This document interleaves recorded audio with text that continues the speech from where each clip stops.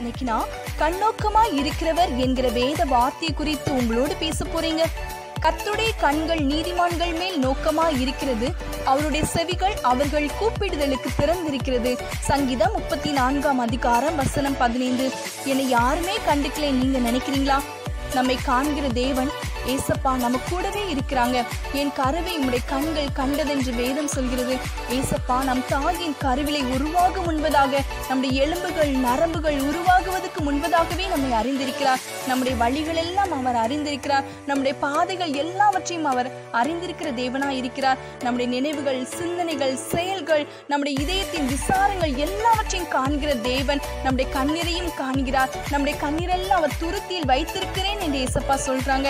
அவர் நம்முடைய கண்ணீருக்கு பதில் கொடுப்பார். நம்முடைய கதறலின் சத்தத்துக்கு அவர் பதில் கொடுப்பார். நான் உனக்கு போதித்து நீ நடக்க வேண்டிய வழியை உனக்கு காட்டுவேன், உண்மையில் என் கண்ணை வைத்து உனக்கு ஆலோசனை சொல்லுவேன் ஏசப்பா சொல்றாங்க. நம்மை நேர்த்தியும் செவ்வையுமான வழியில நமக்கு ஆலோசனைகளை கொடுத்து நடத்துவார். கர்த்தருக்கு பயப்படுகிற பிள்ளைகளுக்கு கர்த்தர் நிச்சயமாகவே நேர்த்தியான பாதையில, செவ்வையான பாதையில வழி நடத்த வல்லவராய் இருக்கிறார். கர்த்தர் தாமே உங்களை ஆசீர்வதித்து மகிழ பண்ணுவாராக. ஆமென்.